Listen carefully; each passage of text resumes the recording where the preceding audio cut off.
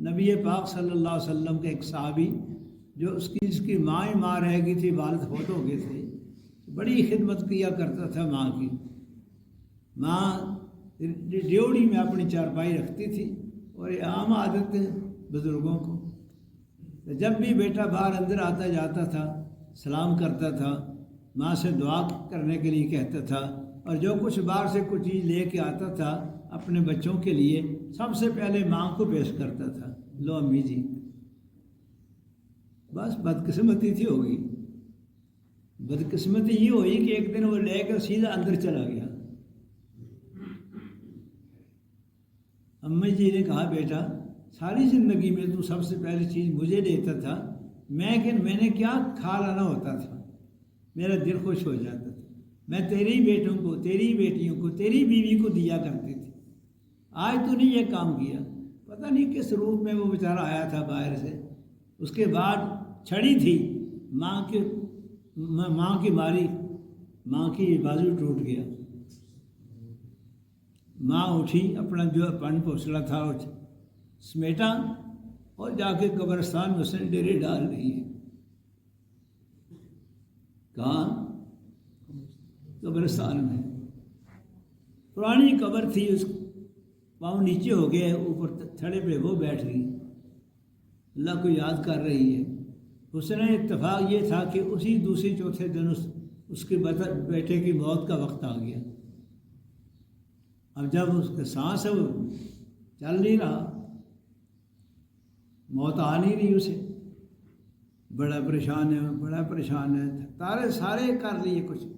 آخر سمجھا اس کی بیوی نے کہ نبی پاک صلی اللہ علیہ وسلم کو یہ بتایا جائے کہ آپ کا وہ جو خاص کا گرد تھا اس پہ موت نزع طاری ہے، لیکن وہ جو دنیا سے جا نہیں رہا، ہم پریشان ہیں۔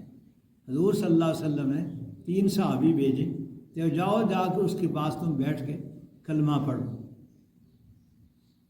اس کو نہیں چھیڑنا چھاڑنا۔ ہمارے لوگ اسے اچھی طرح اور میں بولتے ہیں۔ تینوں نے صحابہ نے بیٹھ کے کلمہ شریف پڑھا، یہ نہیں کہا کہ تو پڑھے، منع ہے شرعی طور پہ۔ مرنے والے کو یہ نہیں کہنا تو کلمہ پڑھ، اس کے پاس بیٹھ کے کلمہ پڑھو، وہ اس کی زبان بھی چل جائے گی۔ نہیں، وہ بیچارہ آگے اس مشکل میں پڑا ہوا ہے، اس تکلیف میں پڑا ہوا ہے، مبادا ایسا نہ ہو خدا نخواستہ کہ وہ کلمے کا انکار ہی نہ کر دے۔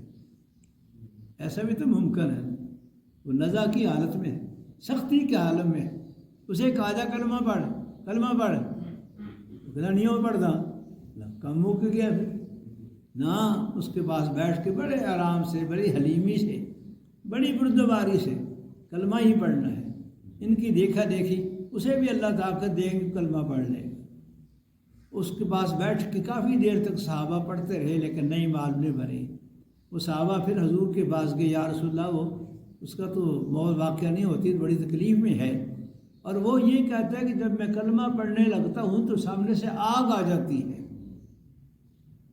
خود جناب نبی پاک صلی اللہ علیہ وسلم تشریف لائے، آپ نے بھی اس کے پاس بیٹھ کے وہی طریقہ کار اختیار کیا تھا جو اپنے صحابہ کو بتایا تھا کہ اس طرح جا کے بیٹھ کے کرو۔ حضور نے کیا، لیکن معاملہ اس نے یہی بتایا کہ میں جب کلمے کے پڑھنے کے لیے رکھتا ہوں تو سامنے آگ آ جاتی ہے، میں آگ کے ڈر سے نہیں بڑھتا۔ حضور صلی اللہ علیہ وسلم نے اس کی گھر والے سے پوچھا کہ اس کے والدین میں سے کوئی ہے؟ عرض کی یا رسول اللہ، آپ تو فوت ہو گئے تھے پہلے ہی، والدہ ہے اس کی، وہ کہاں ہے؟ یا رسول اللہ، وہ یہاں سے اس سے ناراض ہو کے چلی گئی ہے۔ حضور نے صحابہ کو کہا پورے مدینے میں پھیل جاؤ، پورے مدینے میں پھیل جاؤ، اس کی والدہ کو تلاش کر کے لاؤ۔ پھیل گئے، چلتے چلاتے وہ مدینہ شریف کی قبرستان میں دیکھا کہ اس طرح بیٹھی ہوئی ہے، کافی دنوں سے بیچاری پیاسی بھی ہے، بھوکی بھی ہے، سب کچھ ہے۔ اس سے جا کے کہا کہ اللہ کی بندی تو یہاں بیٹھی ہے اور تیرا بیٹا وہاں بڑا پریشان ہے، بیمار ہے، چل ہمارے ساتھ چالو۔ کہنے لگے میں نہیں جاتی، اب میری یہاں قبر یہاں ہی ہوئے گی۔ بہرحال اسے کہا کہ حضور نبی پاک صلی اللہ علیہ وسلم تیرے بارے میں کہہ رہے ہیں کہ اس کو جا کے لے کے آؤ۔ اللہ اکبر. اگر وہ خود نہیں آتی تو اگلے فرمان جو فرمایا آپ نے یہ کہ میں خود اس کے پاس چلا جاتا ہوں. ہم بھی تو آسانی کے ساتھ حضور کو بلا ہی لیا کرتے ہیں نا، آسانی کے ساتھ نہیں. ہم نے نہیں بلانا، جب بھی جانا ہے ہم نہیں. ادب بلانے میں نہیں ہے، ادب جانے میں ہے. اس نے کہا کہ نہیں، میں یہ حضور صلی اللہ علیہ وسلم کو تکلیف نہیں دینا چاہتی، میں خود چل کے نہیں جا سکتی، میں زمین پہ گھسڑ کے آپ کے قدموں میں پہنچوں گی. اے اللہ کی بندی، تجھ پہ اللہ کی کروڑوں رحمتیں ہوں. ادب ہوا نا، مزہ ہے. میں نہیں چل کے جا سکتی، میں گھسڑ کے وہاں پہنچوں گی. لیکن جس طرح بھی کی گئی، وہاں گھر میں سارا ایک قسم کا رش تھا. حضور صلی اللہ علیہ وسلم نے اس کی والدہ سے پوچھا کہ یہ جو بچہ مرد ہے یہ تیرا کیا لگتا ہے؟ جی یا رسول اللہ میرا بیٹا ہے. کیا کوئی تیری گستاخی اس نے کی ہے؟ اس نے کہا کہ بڑی ساری زندگی ادب کیا ہے، لیکن ایک وقت میں اس نے میرے لیے بازو توڑا ہے. حضور صلی اللہ علیہ وسلم نے اسے فرمایا پھر اسے معافی دے دے. لیکن نہیں، میں نہیں دے سکتی، میں نہیں معافی دے سکتی اسے. اس نے تو اپنا ساری زندگی کا کیا کرایہ دھو دیا ہے، میں نہیں. حضور صلی اللہ علیہ وسلم نے صحابہ سے فرمایا جاؤ جا کے بالن جمع کر کے لاؤ، لکڑیاں لے آؤ. اب اگر اس کا سانس اس طرح نہیں ہوگا تو اسے جلائیں گے. اب بالن آ گیا، آگ لگانے لگی. اللہ، ماں پھر ماں ہے، باپ پھر باپ ہے. ہم بھول گئے ماں کی قدر سے.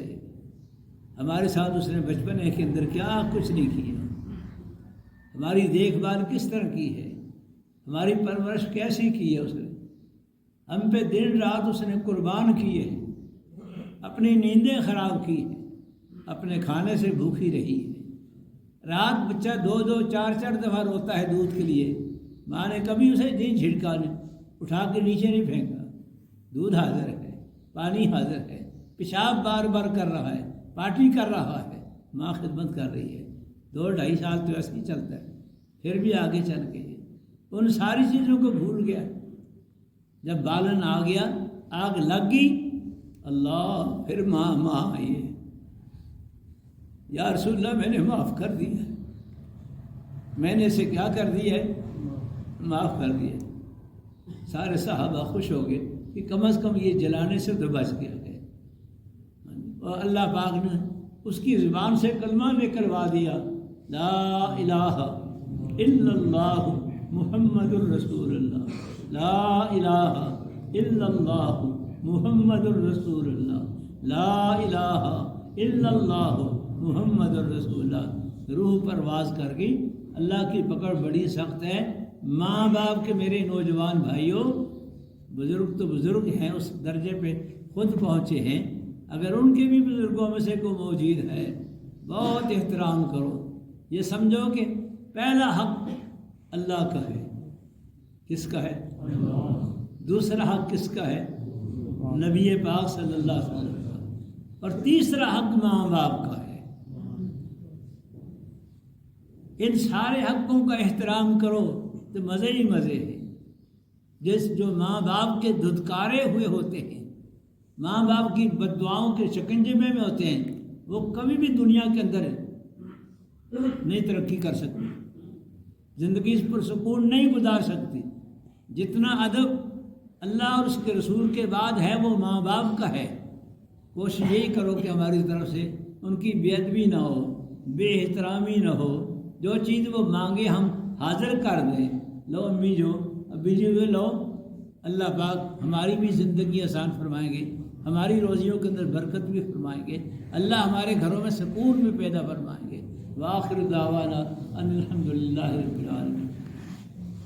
الحمد